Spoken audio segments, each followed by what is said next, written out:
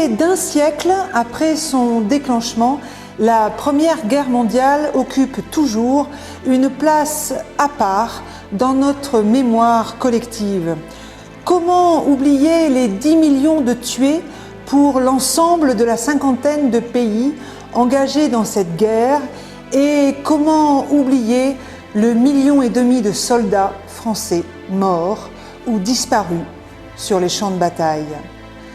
Pour commémorer le centenaire de la guerre 14-18, Florac a été la première ville de Lozère à s'engager dans cette commémoration. Elle a un double objectif. Rendre à nos soldats morts pour la France l'hommage qui leur est dû. Et le second, partager dans un esprit constructif et d'amitié les mémoires de ces sacrifices. L'ensemble des établissements scolaires de Florac se sont engagés dans ce travail global de mémoire et d'honorer en particulier les Floracois morts au champ d'honneur. Et ce sont les différentes étapes de cet engagement que relate le film que vous allez voir. Il est réalisé par Patrice Guichard et il se termine à la veille du 11 novembre 2014. Tout commence en décembre 2013 par un voyage d'écoliers floracois sur les lieux de cette tragédie guerrière.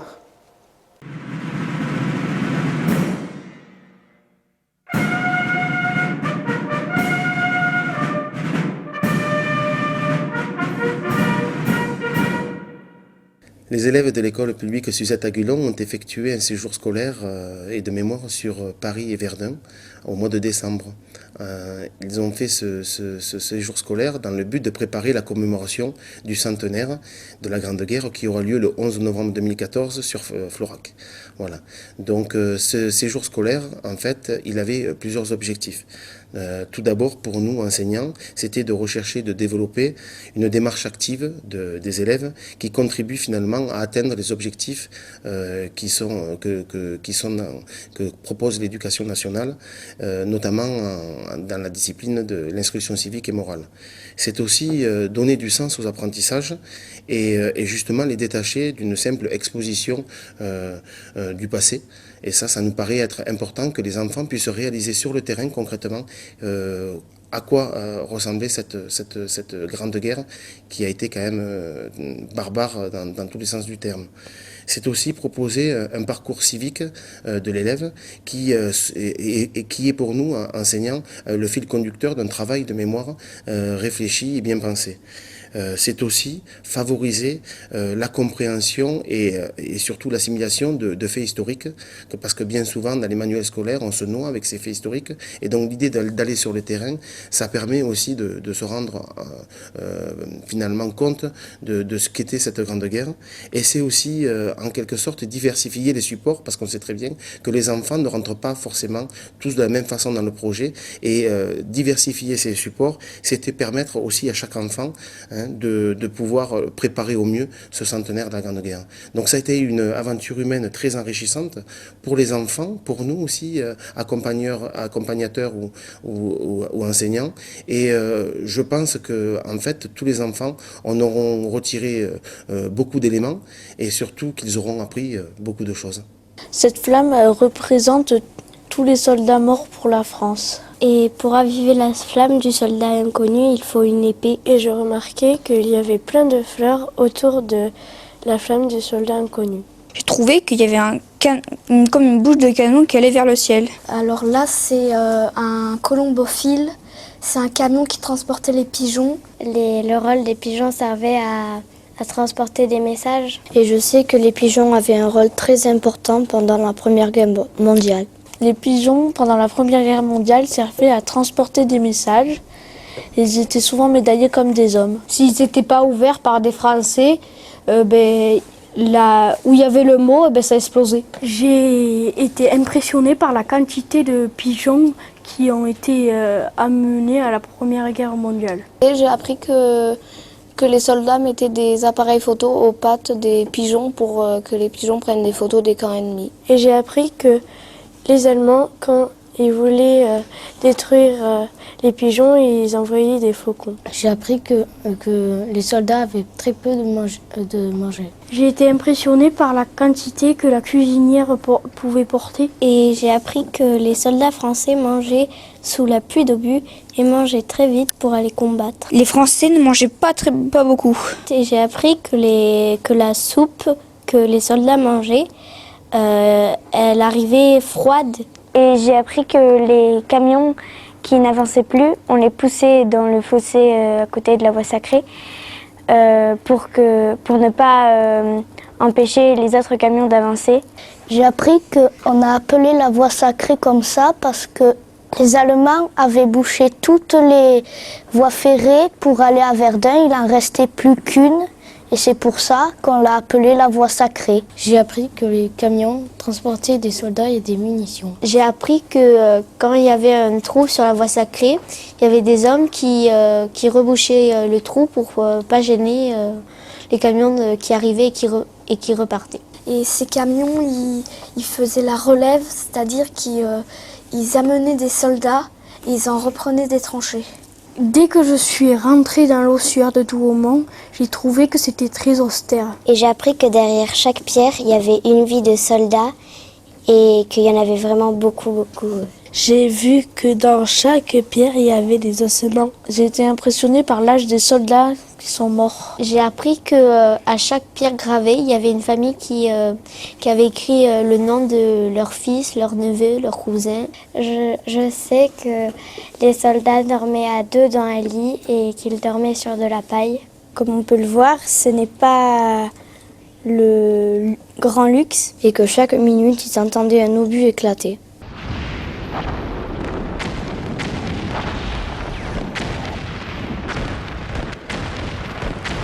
Il y a beaucoup d'humidité, ils arrivent très froid. Mes camarades ont commenté les lits du fort de Douaumont. C'était très inconfortable, mais c'était le luxe 4 étoiles par rapport aux tranchées. Et Verdun, la victorieuse, où cette vie que porte là-bas, les échos débordent la Meuse. C'est ici la porte de France, et vous le passerez. Avec moi. Une lanterne s'allume toujours devant la caserne lorsque finit le jour. Et ton phare est étranger, pourrais-je donc beaucoup changer? Dis-moi, Lily Marlène, dis-moi, Lily Marlène. Une lanterne s'allume toujours devant la caserne lorsque finit le jour. Et pour le phare étranger, aurais-je donc beaucoup changé? Dis-moi, Lily Marlène, dis-moi, Lily Marlène.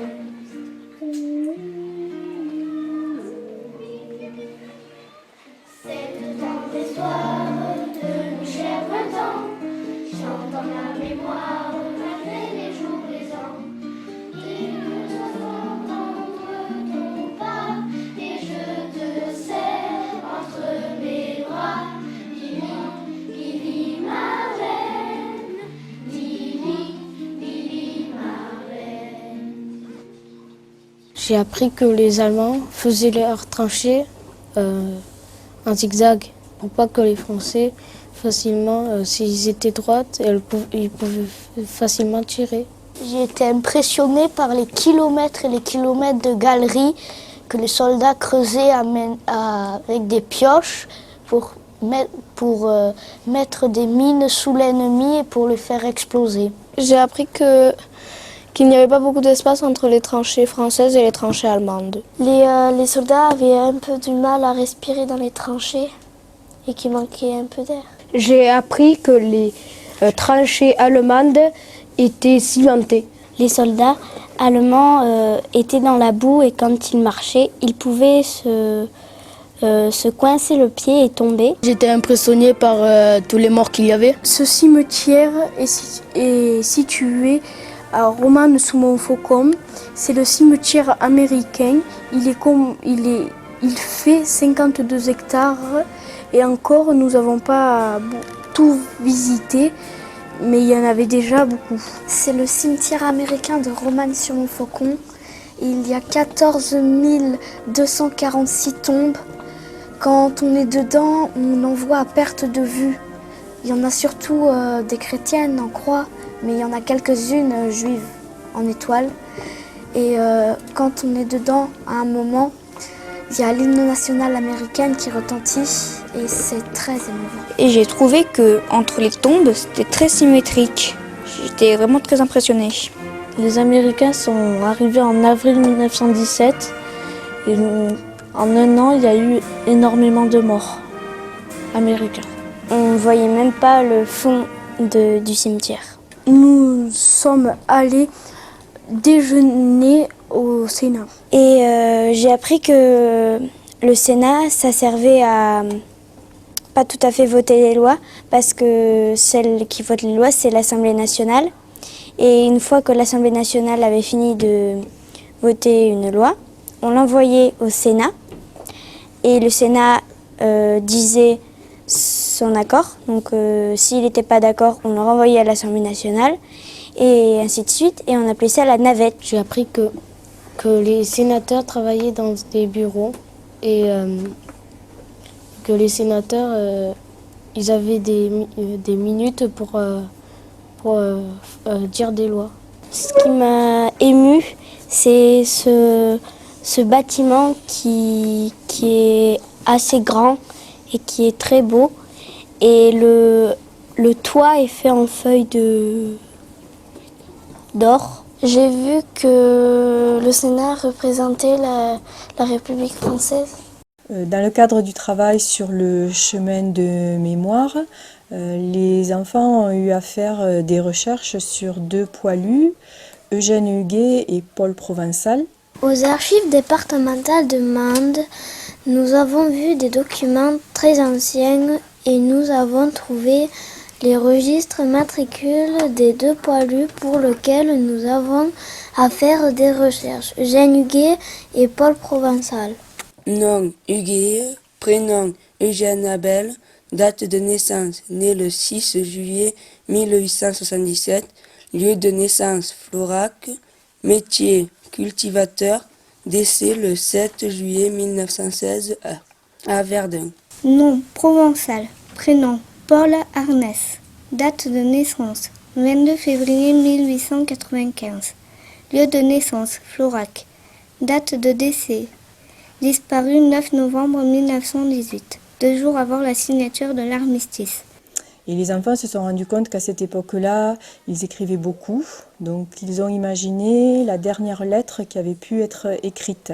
Chère maman, ça fait très longtemps que la guerre dure. Je suis très fatiguée et on n'a pas trop le temps de tout faire.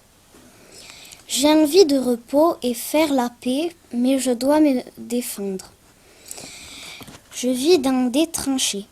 Tout est détruit par les obus. Il faut être très prudent pour ne pas être blessé. Je t'embrasse en espérant revenir. Au revoir. Paul Ernest Provençal. Les hommes ne peuvent pas se laver ni se raser, d'où leur surnom les poilus.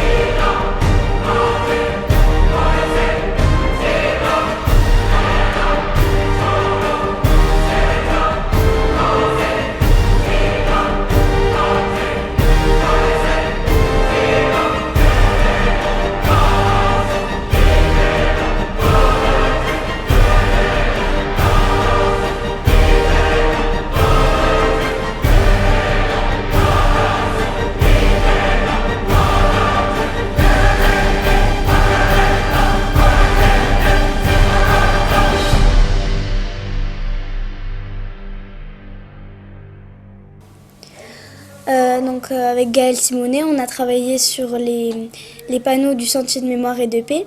Et donc en fait sur ce panneau, en haut on a travaillé sur la vie d'un poilu de Florac qui a participé à la guerre de 1914-18.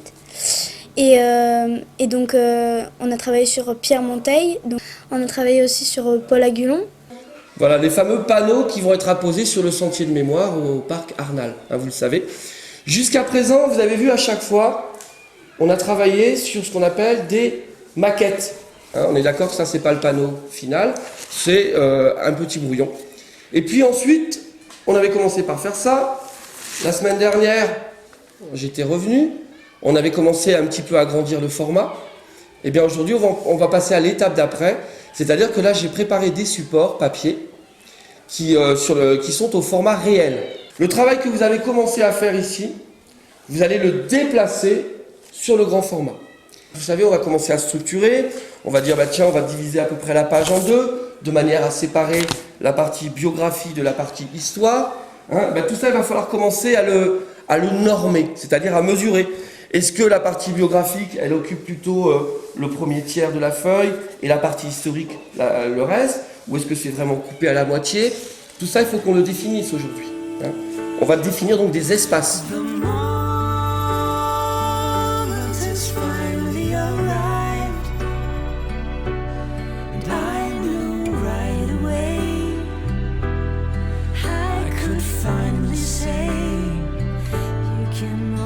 Have hope that I will be waiting through miles and loving through days yet to come and to go.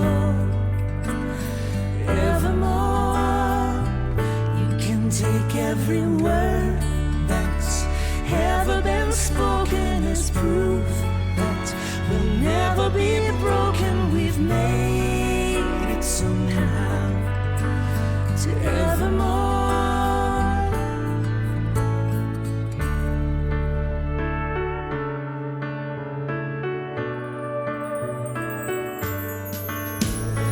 Trust is the remedy. You can always have hope that I will be waiting through miles and loving through the days yet to come and to go.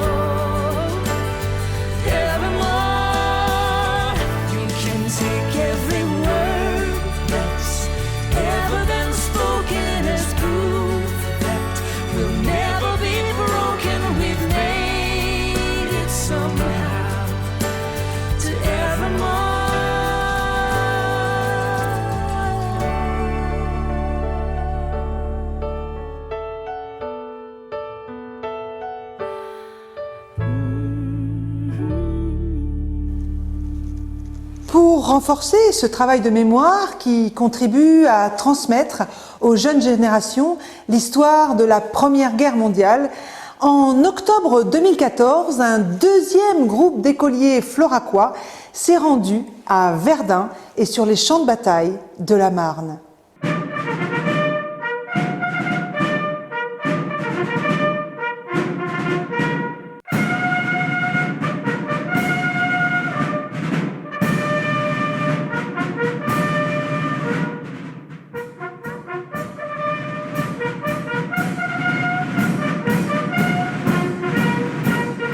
Moi, j'ai rallumé la flamme du soldat inconnu. C'était bien, mais c'était très court. Moi, ce qui m'a impressionné, c'était quand on a défilé sur les Champs-Élysées avec les porte-drapeaux.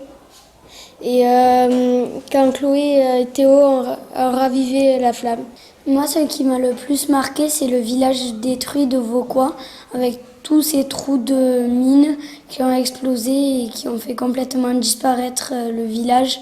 Moi, ce qui m'a le plus marqué, c'était les cimetières. Moi, ce qui m'a le plus marqué, c'était les tranchées allemandes et françaises, parce qu'on voit beaucoup la différence de conception. Et on voit aussi que c'était très difficile d'y vivre.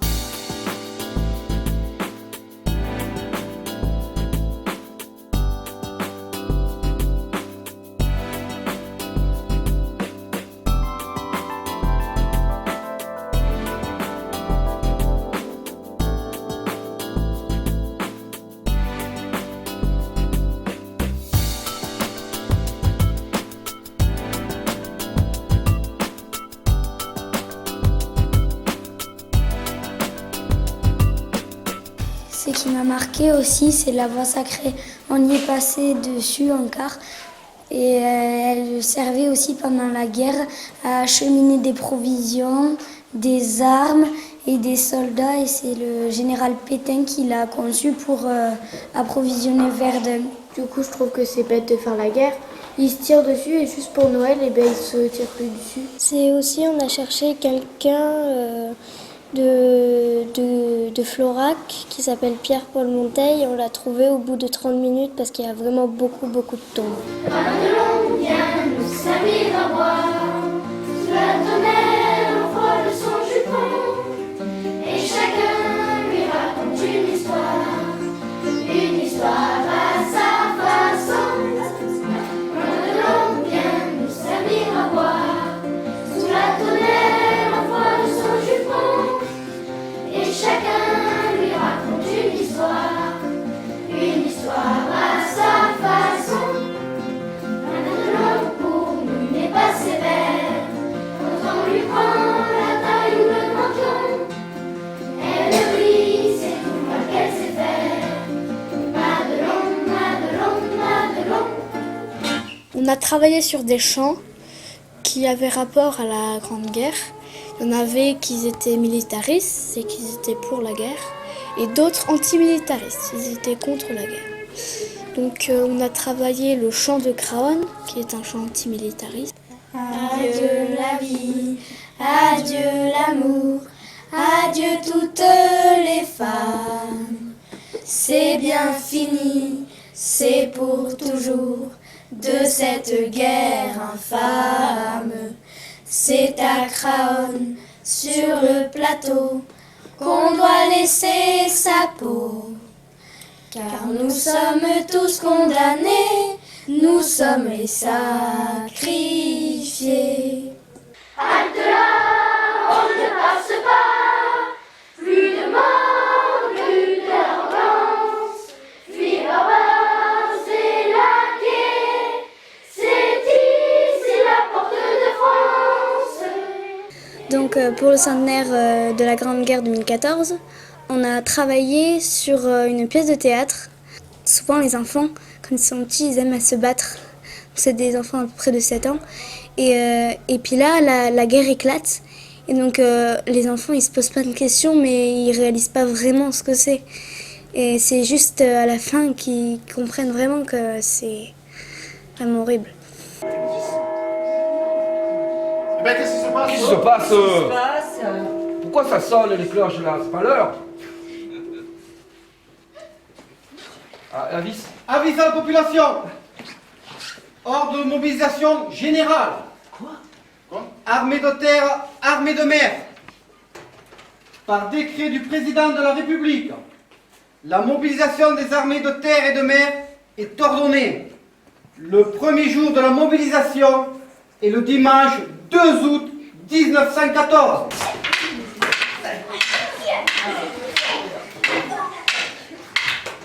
Arrêtez! Arrêtez! Stop! Arrêtez! Non! C'est vous les sales brutes de Bosch! Oui! C'est vous! C'est vous! Arrêtez! Arrêtez! C'est la guerre d'usure en bons hommes, en tout. Il n'y a pas de discipline militaire. C'est le bagne, c'est l'esclavage. Les officiers veulent un grade toujours de plus en plus élevé. Il faut qu'ils se fassent remarquer par un acte de courage.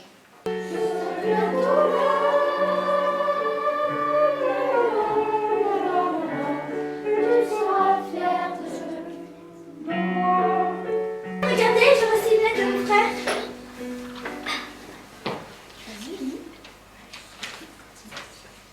Ma petite Lily, nous sommes dans la région de Verdun depuis une dizaine de jours. Ici, les combats font rage. Il pleut sans arrêt et nos tranchées sont remplies de boue. Les rats courent partout. Ils mangent nos provisions, rongent nos chaussures et nous mordent quand on essaie de dormir. Nous sommes tous épuisés. On n'a même plus la force de se raser. Nous portons tous la barbe. Du coup, on s'est donné un surnom, les poilus. Et vous ne passerez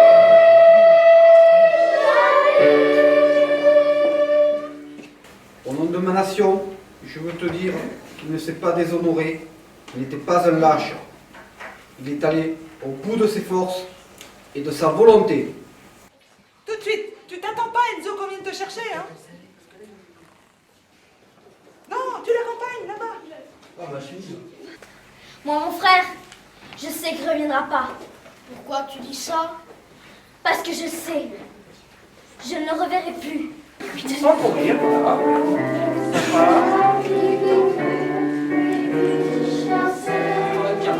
Bon, ça va? Largement. Bon, ok.